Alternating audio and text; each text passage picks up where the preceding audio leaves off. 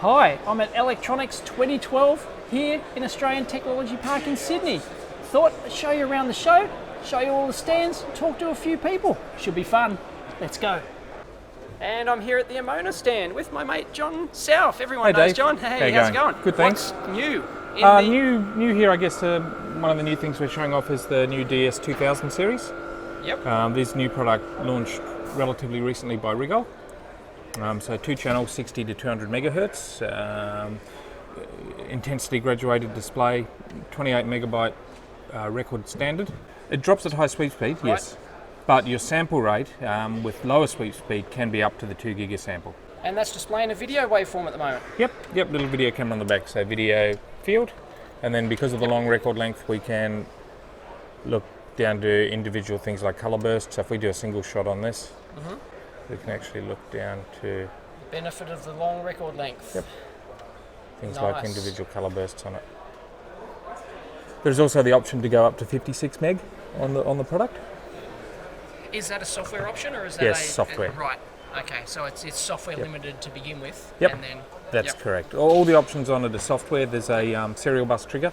Serial bus decode option for it. I2C and SPI. We've also got the it's got the high input sensitivity down to 500 microvolt. 500 microvolts. There's obviously digitizer noise. These can run in a high resolution mode, which I know there's been a bit of talk about on the blog. There has been some talk on the forum about the high res. That's the high res mode switched on at 500 microvolts per division. And we've used them in some universities where they're looking at low 2 millivolt signals, and we've seen them very successfully with the excellent with that mode. And it's only 2 channel. That's right. To go, no 4 channel option. No, 4 channel options are still the B series, yep. which are similar to the EEVblog, or there's the DS4000. 4000 series. Which is their 4000 series here. They're still selling well, the 4000s? Very well, yeah, very well. And what's the Australian price for the 2000? 2000 is starting out around $800 entry level, around $1,150 for the 100 meg, and around $1,600 for the 200 meg. Basically, we should be matching the American pricing. So American excellent, web pricing. Well done. No more Australian tax. With any luck. The Australian tax. And we've got a little demo running here of the Rigol DG1022, and it's generating via the. They've got a file on the USB stick, and it's generating an XY pattern which is producing Rigol. And this is on the old DS1102E. Of course, but because it's not that great, we suspect, due to the slow update rate of the 1000. But John, you want to try it on the 2000? Yep, sure, we'll do that. Let's give it a go.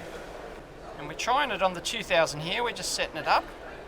That's what the zoomed in part of the waveform looks like. Hey, there we go. We've got something. You can see the flyback lines. You'll have to change the variable persistence, the intensity gradient of the display, I think, to get rid of those flyback lines, I suspect. But that is definitely much faster update rate. And can we adjust the intensity? Is this the? I'm not sure it does on XY. It doesn't. Intensity doesn't work on XY. No, the intensity doesn't work on XY. Oh, okay. We close the menu. You will change the intensity. Got it. But that is much faster updating, and it actually looks better on camera, I think. And that's really quite neat. There you go, that's XY updating mode on the DS2002. And here we go, we managed to get a much better one. That's pretty good for a Rigol, DS1102E in XY mode with the DG1022 ArbGen. And we've got a little TTI PSA 1301 RF spectrum analyzer, similar sort of bandwidth to the Rigol DSA 815. It's only 1.3 gig. Can you tell us about this, John? Yeah, there is also a 2.7 gig model as well. There's 2 models in the range. So they're handheld, basically running off a Palm, compact, standalone field analyzer. Got it. So it's actually a Palm sort of portable computer, is it? That's correct, yes. Yep, so it runs a Palm in the background. So if we exit the application, okay, it's right. So you can actually run apps and things on it? Ah, neat. That's correct. All right. I thought they were dead. Palm. Not for these, because these guys use them basically. They are dead as a product for iPhone, consumer, things like that, for consumer. But for these ones, they're not dead. So it's basically just a simple frequency spectrum analyzer. Just really for field signal hunting, really. It's not a performance No, that's analyzer correct. at all. That's correct. So basically, yep, little compact handheld field spectrum analyzer. And what price do they run in Australia? They start out around about $1,500. Yep. $1,500 and $2,000 for the two models, roughly.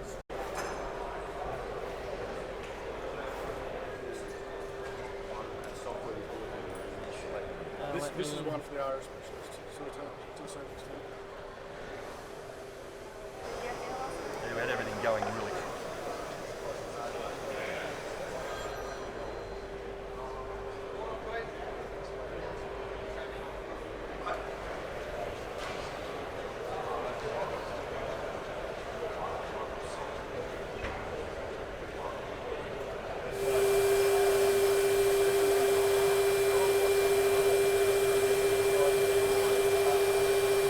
And here's the mystery stand, B21. What's inside? We have no idea.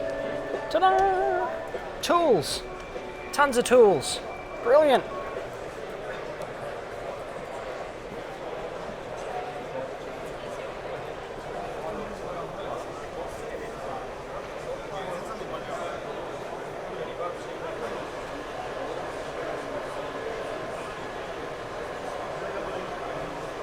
And we're back at the Agilent stand. If you saw the setup video behind the scenes, then this is what they've got fully set up. And there's CK. Hey CK, how's it going? And I recognise this video. And there you go. It's a teardown of, is that the 2000 or the 3000 scope? I can't remember. There you go. They've got my video running. Brilliant. And we've got the Bluetooth adapter. Yep. This is neat. I have been promised one. I will eventually get one. Tell us about it, CK. Okay. So it's very easy connections. Just at the back are the infrared connections. You connect and you on the switch. And you download the software from the Google Play Store. Right. And Is it only for Google or is it for only for Android? Or is at it the moment we're supporting Android. Is iOS is working in progress. Work in progress. All Working right. in progress. Who has an Apple anyway, right? Everyone's got Android. All Yeah. right. Yep. So the application just download from the Play Store. Yep. Launch it, and Updates. What's the sample rate? Do you know? You can data log through this software? yep. We have another application. Yep. The logging application, so I can start logging the apps. Yep. Same thing. Connect. And we're connected, and you can start and stop logging. You can change the interval time, I Yep. presume, and all that sort of stuff. True. Fantastic, and you can do that for voltage, current, resistance, all the parameters. Yep. Terrific. I like it. All right. This looks like a sexy bit of kit. What is it? It's the U1620A. 28. It's a 200 100 meg. megahertz, 2.5 gig sample. Yep. 2 giga sample per Yep. second. Yep. So we launched two models. One is 100 meg, and this is the top end 200 meg. Okay. What's the retail price on that? Wow. For this one is $4,780. So it's a good. It's not a cheap portable portable scope. scope, All yes. right. It looks the part. It looks rugged. Yep. I actually ruggedized and actually have the IP54. IP54 54. rating, and Yep. they're isolated BNC connectors. Yes. Very nice. And full 200 meg analog bandwidth. They do have separate buttons here for the time base. And and is this manufactured in your Malaysian Yep. plant? Yep. Malaysia plant. Where was it designed? It's actually designed in Malaysia. It was designed by the handheld measurement group, not Yep. the Colorado Yep. oscilloscope group. Yep. Right. Okay. All right. So How the mu- power. Yep. The power is here and a USB port. Yep. What's the battery life on that? 3.5 hours. 3.5 hours. And I'm here with Ramsey from Embedded Logic Solutions. We're going to have a look at a PCB, Prototyping. a pick and place prototyping machine. Machine, Can that's you right, tell yeah. us about it? Okay. Well, this machine is basically, it's a manual machine. It has, I don't know if you can zoom in and have a look at down there. So you can see the needle there. Yep. The idea behind it, this would be a pneumatic machine at the moment. We're not running the compressor, so if you can just imagine there, when you bring this down with it setting up its own vacuum suction, it will basically pick up the component. Yep. And then you can bring that down to the actual PCB board, and the same process, you press it down and it will let go and put it on top of where you want it to be. Got it. As well, you got the option here of the camera, Right. and this will basically just give you a closer view of your component, where you're placing the component. So when you can do the placement, the rotation here. Ah, you can rotate the component to any angle and To actually make sure you Yep. put it on top.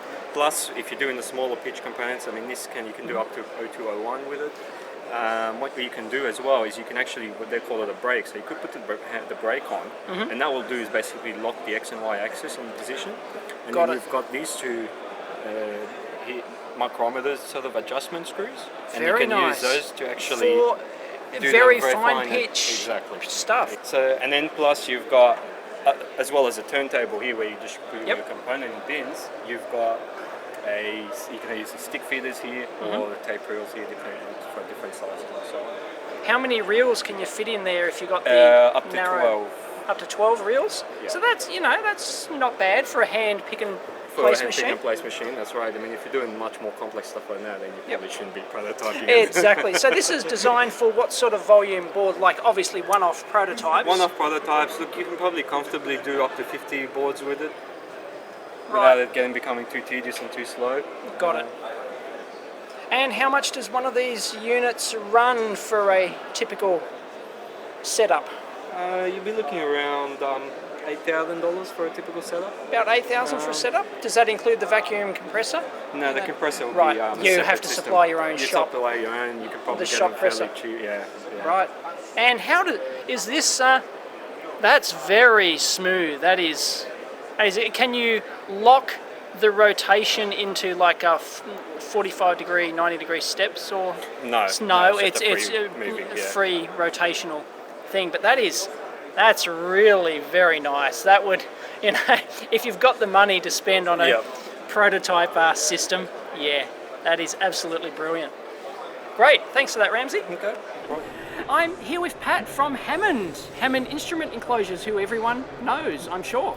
Well, I'm sure you will know them, your father will know them, and your grandparents will know them. Right. Because they're a quality producer of quality boxes. And they're Canadian. They are Canadian, That's they the were history. started in Canada approximately 80 years ago, right 80? from the beginning. Wow. About that time. That's when they first started making transformers. Since then, they've made a whole range of enclosures to put those transformers in. So there are a lot of different boxes around. And they're still predominantly made in Canada. They are predominantly made in Canada, although they're also made in Taiwan. Because you need that lower price point on some products, Exactly. I guess. Exactly. Right. Is the quality as Quality is as excellent. good? Hammonds stand behind every box that they make, so that is Awesome. important. And Okay, let's have a look at some of them. We've got some cool looking T-shaped boxes. the T-shaped boxes are very new.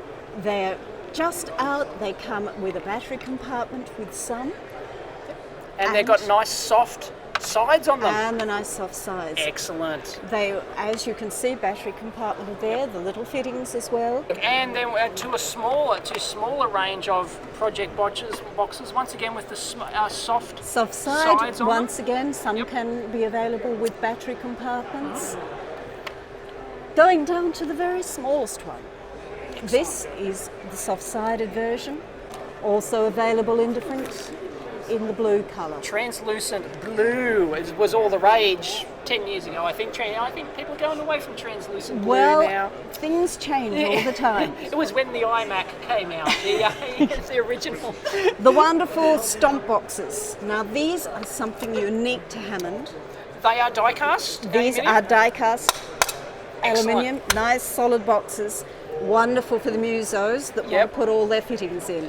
Yeah, those foot pedal, The stomp boxes, Stomp, that's hence what different they call sizes, different shapes, including this rather interesting shape. it. Terrific. So all available, and then the extrusions that Hammond is famous for. The extruded aluminium cases, yes. Exactly. They're still made in Canada, These are made in Canada. And you've got you're wearing some boxes. I'm wearing boxes, the very latest in potting boxes, made from a 1596B 103 potting box. A potting box necklace, that's a first.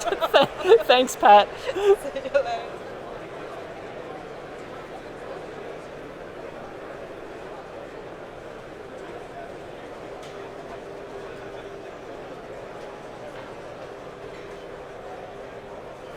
And we're at the Circuit Labs stand, and they've got their news. Oh, we have a crash. They've got a cool little slot car set up where you can apparently race the competition. Go figure. And apparently they did nobble one of the cars. I was secretly told one of the cars was nobbled so that the competition always loses against Circuit Labs. I found someone. It's she who must be obeyed, Mrs. EEVblog. There you go, smile, say hi. Hello. And there he is, he's hiding. Sagan alert, he's in. Oh, he's shy. He saw the camera, he's hiding. But he has turned up to the stand. There you go. I've been shooting stuff all morning and I haven't had time to man the stand. I've been going around talking to everyone and he's turned up. There he is, peekaboo. And here he is, he loves the MakerBot. It's the coolest thing at home, isn't it? Hey? You know Yoda? Yeah? You know the MakerBot? Yeah, this is Daddy's stand. Daddy's got a stand this year. And did Daddy mention it's bigger than Altium's stand? Yes, it is. Yeah? It's the MakerBot, look. It's printing Yoda. Yoda's your favourite? You want to play with Yoda? No, you don't want Yoda anymore. Okay, I'll turn this off, but the machine will still go and place every other one. It is a real simple machine, yeah? But it does a lot. Who else does electrical verification? Yeah? That is, for the new machines, that is a 60,000. And I'm here with Chris at the Scientific Devices stand. He doesn't want to be on camera. He's a bit camera shy, but Chris, tell us about this. We've got a Boonton. Okay, we've got a Boonton RF power meter. Boonton have been in the industry many years and have some of the best peak power meters there are. This is sort of in the middle of the range and goes up to about 40 gigahertz from memory. It's an 18 gig power sensor. And Stanford Research, of course. Very much been a long-term partner with Stanford Research, and they're a very, very reliable box, especially at the university level. Low cost, good product. I love their service manuals because they do great service manuals for their gear. They do. Full schematics and everything else, so, you know. And that's yet to change, but we're starting to, I think you'll find. The IP doesn't allow that these days, but okay, they're all starting to head that direction. The older gear, definitely, yes. The old dip through hole gear, because these are all still dipped through hole technology inside, I think.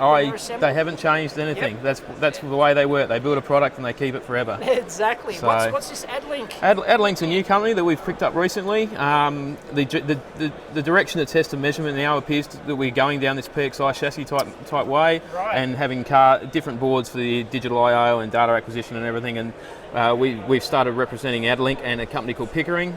We haven't actually got on the stand, and they do switching up to relays, optical and relays, DC to 65 gigs. They're one of the industry leaders in relays and switching they matrices. Absolutely are, yes. Yeah, you can pay $10 a relay. I've done huge switching matrices with Pickering relays. There you go. We've teamed up with them this year. So Keithley, once again, been in a stable for the whole time. Scientific Devices has been around 30 or 40 years.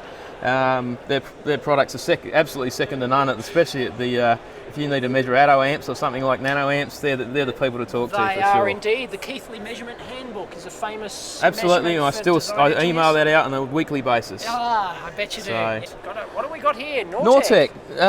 This particular product is for the measurement of the hotspots in the windings of a transformer. It's been worked out that if you manage your temperature within the winding, you can increase the lifespan of a transformer by up to 30 odd years. So it's a very small investment for a very big saving over that period. So it's specifically designed for that task. That's all. This particular product. That's all it does. It uses fibre optics. Yep.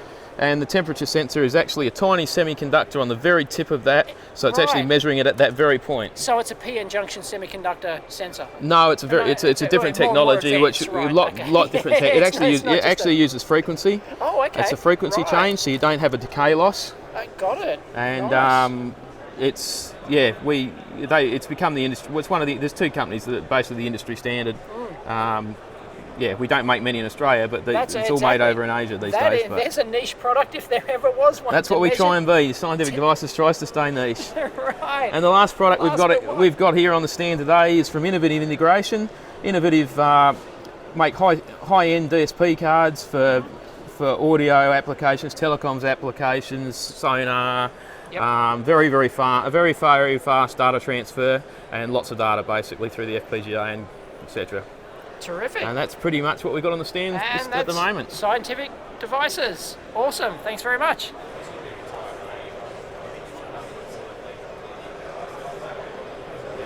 Check out this shirt. It's awesome. Look at it.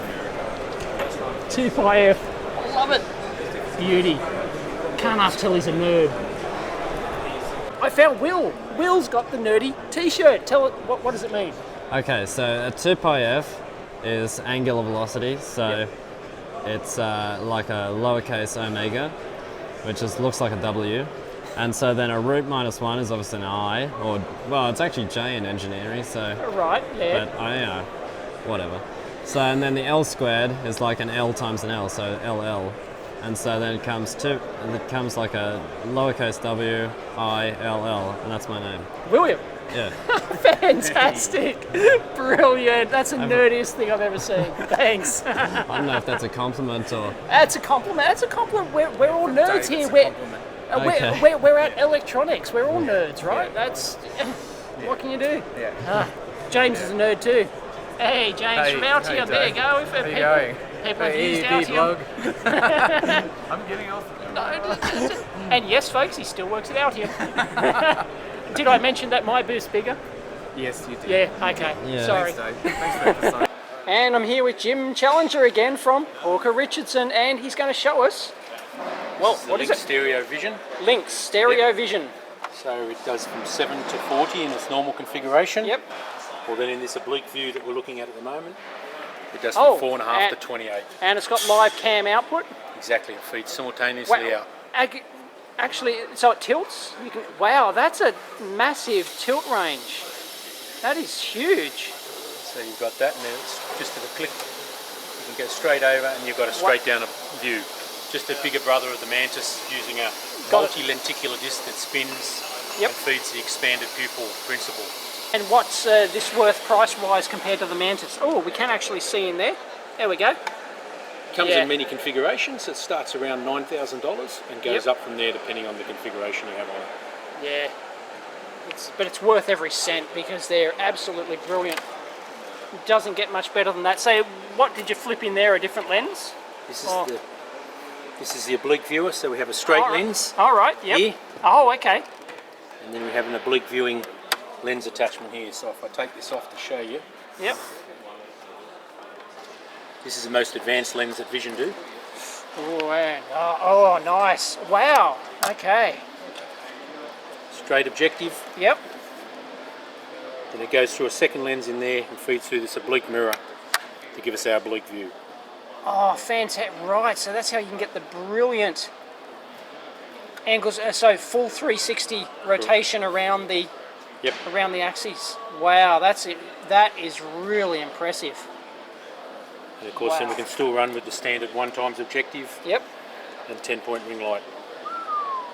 Okay, so where's the optical path go? Here we go. Right, so it's coming through the bottom here. Yep, so we have one lens there. Yep. And we have another magnifier to give it 40 times. 40 times, yep. Straight. Or then it's only 28 times when that lens is out of the way, but using the focal length of the mirror. Can you flip that one in while that's in as well? Nope. Is that no? Okay, right. Nice. And there's the power supply for the illuminator.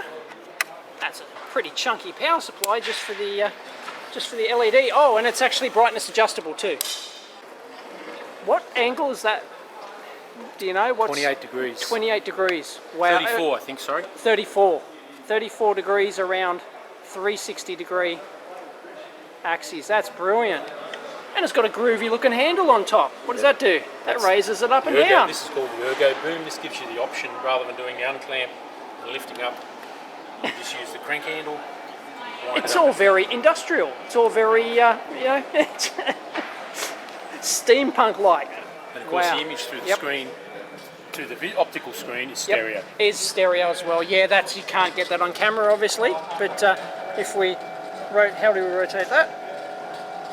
There we go, that's looking through the, well, I guess you call it the eyepiece. Is it called the eyepiece? Correct, the eyepiece. It is still called the eyepiece, even though it's a... well, we call it a screen, it gives you the illusion that it's digital, which it's not. Yep.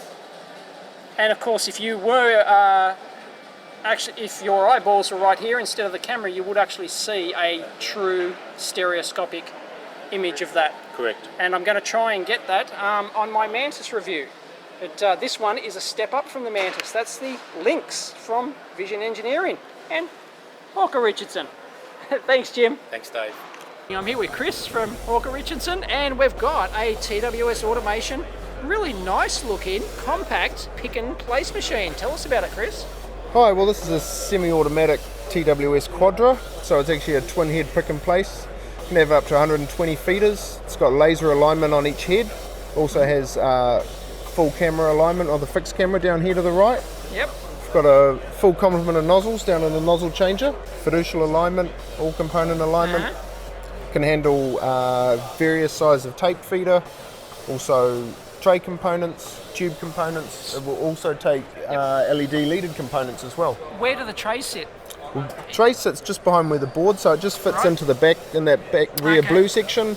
Program the pickup positions. We can have feeder components on all four sides of the machine. Got it.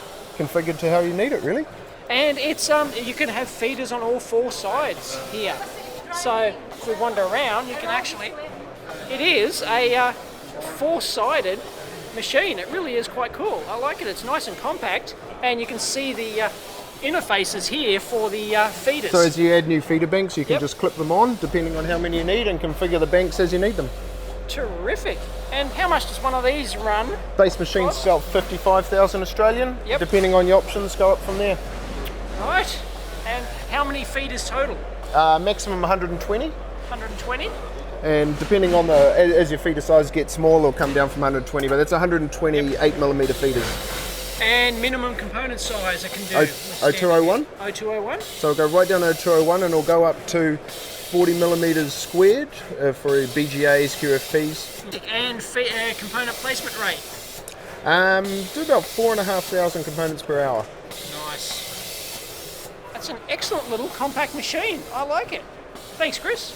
And I'm here with Chan from Techmark. They got test gear. Tell us about some of the stuff you got here. This is a GW Instack. Yeah, this is a GW Instack. The unique part about this scope is got a 4 individual screen.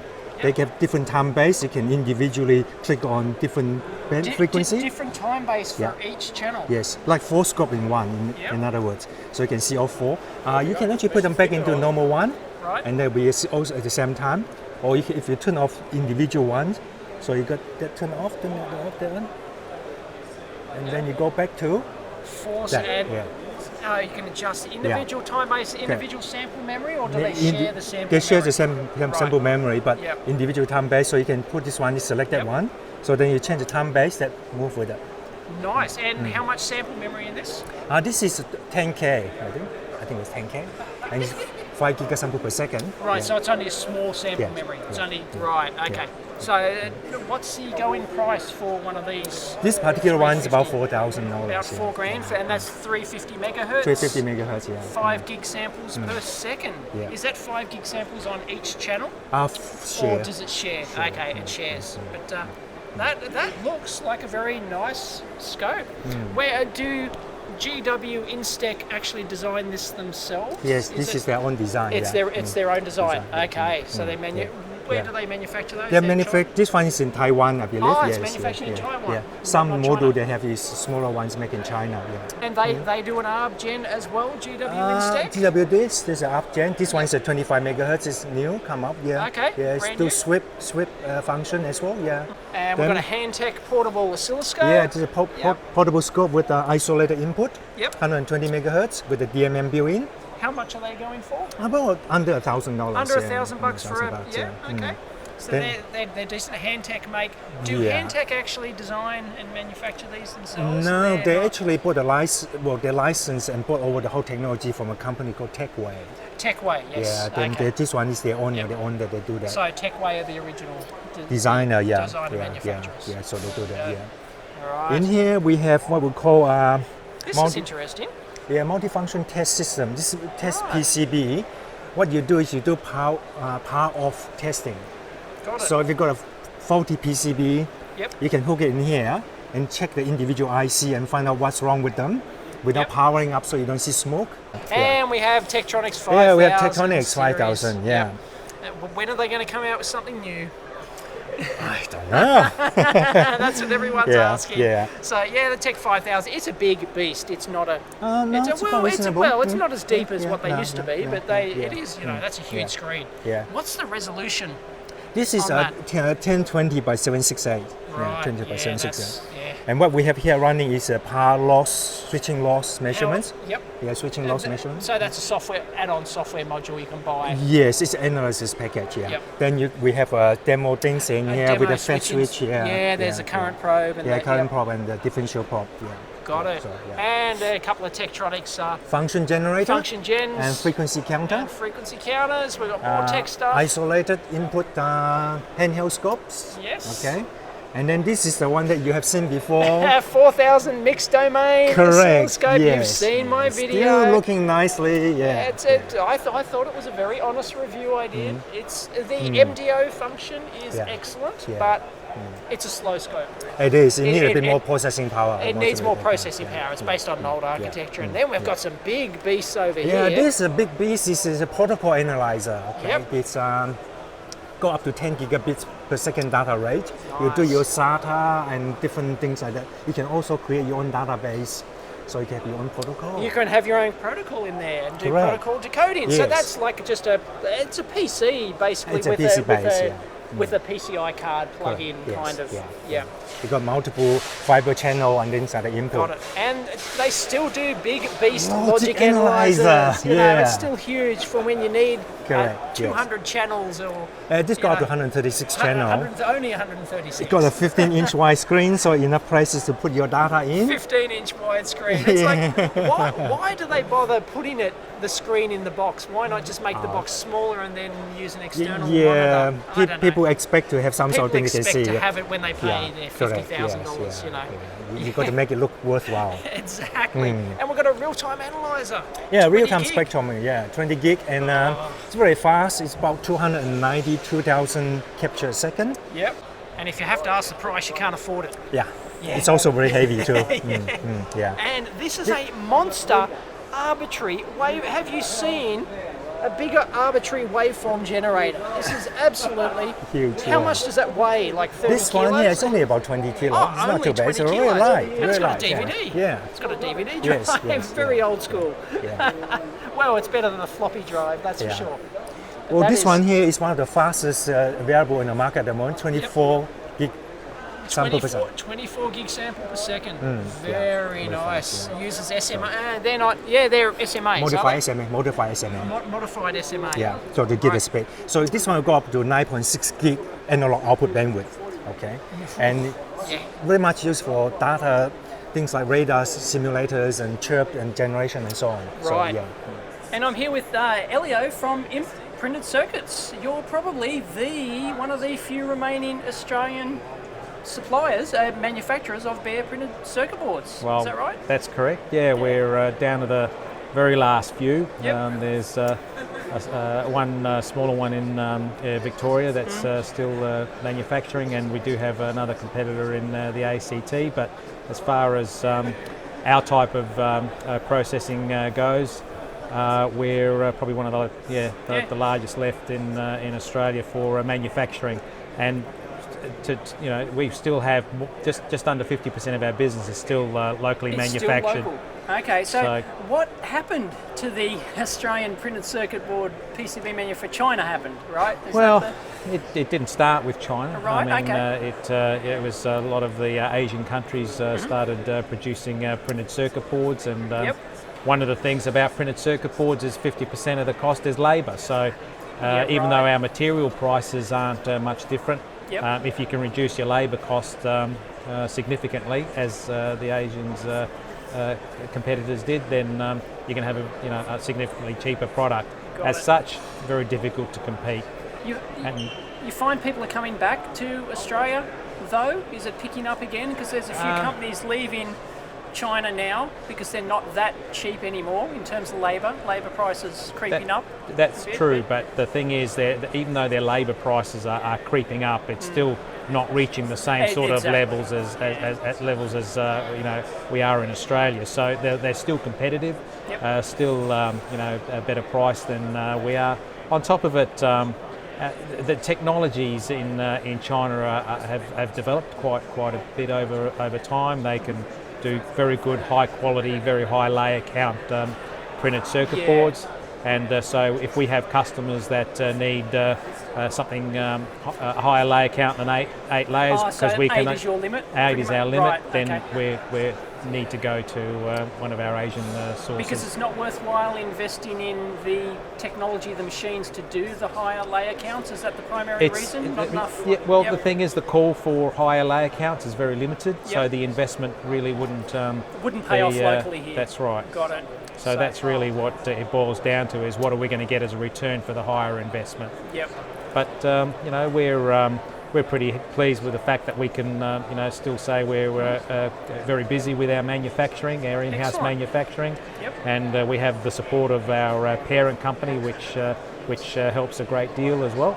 So at the end of the day, we feel that the manufacturing side of it will be an ongoing viable part of our business moving forward. So in terms of like flexible PCBs, if people want those, they've still got to go overseas to get the flexible PCBs. That's right.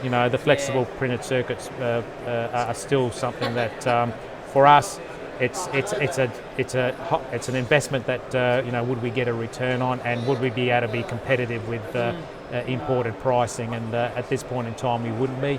So that's something that we will continue to import from China. Excellent. And you can do, how fast can you turn around a 8-layer board, for example? How long does it take to manufacture an 8-layer board? Well, for us, 8-layer boards are 6 working days. Right.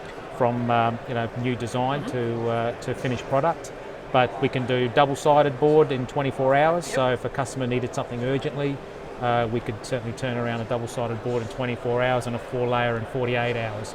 So does it actually take those 6 working days to manufacture the 8-layer board, or it depends on does it go through a pipeline? How does it, can you explain, does it take the full 6 days to manufacture the 8 layers? No, not for the manufacture of it, but there's the engineering side. That's we need to get our tooling made to manufacture the different layers. Do you manufacture your own in-house tooling? We've got. Do you actually print your own? We do. We do. We've got all that in-house, and we've got that capability in-house, and it's something that we feel there's no alternative other than to keep that in our facility. So that's all part of the process. But the engineering side, firstly, when we get the design, we've got to look at the product and make sure that we go through its design rule checks before we go into manufacture. Make sure that once those design rule checks are done, and there's any questions that we generate from doing those checks have been answered by the customer, then we can get into the process of manufacturing. So we allow ourselves that time to make sure that we've got everything ready to go before we start manufacturing. Because as you can imagine, once you've made an 8-layer board and you discover that something's gone wrong. I know exactly. It's just scrap. What sort of tolerances can you do? in-house? As far as track and space? Yeah, track and space. Well, 5 thou track and space is 5 our... thou. And yeah. hole sizes, can you do micro viewers? We can go down to 0.3. 0.3 That's millimetres plated, is standard. so yep. yeah. Okay. But if anybody wanted something finer than that, then we'd have to go to laser drilling overseas and Right. get product made there. Okay, fantastic. So that's the last, one of the few bareboard PCB manufacturers in Australia. I'm proud of it. Proud of it. Excellent. Thanks, Elliot. Thank you. And I'm here with Mark from RMS Parts. Yes. And you've got some soldering stuff. Tell us about it. This is the Thermaltronics TMT 9000S soldering system. A little bit different to your standard soldering systems where it uses induction heating to bring the tip to its Curie point temperature. It uses a Curie point system. Correct. Like the old Wellers. Yes, exactly. Right. Yep. Except without your little magnets clicking and clicking and clicking away. Right, there's no magnetic. No, right. correct. Right. So where other systems you see that they're always variable temperature fixed power systems, these are actually fixed temperature variable power. So they apply the amount of power required for the load. So when we hit... That's a nice looking chunk. That's a really thin iron. Yeah, so it's a nice little handpiece. When you hit the load, you see that the power ramps all the way up on the power supply. Oh. To keep the temperature inside the tip. Oh, okay. So got it. Because the tip is the heater, it actually doesn't get hot down the shaft at all. Oh, right. It does. Wow. Okay, you can hold the bottom of that shaft, no problems. And then changing over tips is nice and quick.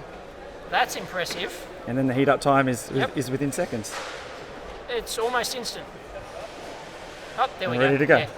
Fantastic. That's a nice bit of kit. There's a huge range of systems, huge range of tips. We do the nice wave soldering tips as well with the hoofs. Where are these made? These are made in China. Yep, so they are a Chinese thing. Yes, they are. Okay. Price range? This system sits around the $495 mark. There's about 4 or 5 distributors here in Australia, so speak to these guys and they'll probably be able to do you a nice little special there. Solder desolder system. That is nice and light. I like that. That's really quite neat. It's a solder desolder system, so it uses a shop air with a Venturi system inside to keep that as well. Keep a lookout for the TMT 2000, which is coming out soon, which is the hobbyist and entry level system as well. So if at this price range it's a little bit pricey for you, then the TMT 2000 is going to do the job for you as well. At what, half the price or thereabouts? Look, it's not yet set up, but probably around $295 and I'm sure some specials will be coming online on the forums and that as well. So keep a lookout. He'll be on the forums too. Sounds good. Excellent. Thank you very much.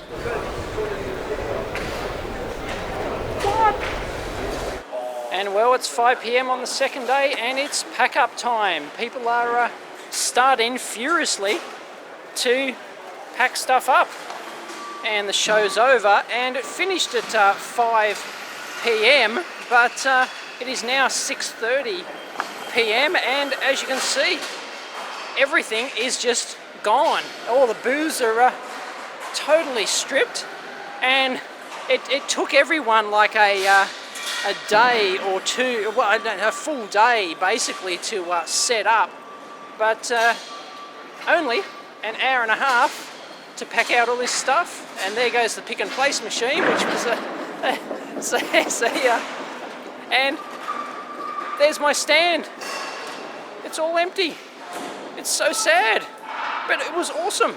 I had great fun, and thanks to everyone who turned up and said hi. And I have no idea if I'll do this again.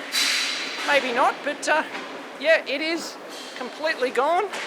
It's all gone. There's the Amona stand.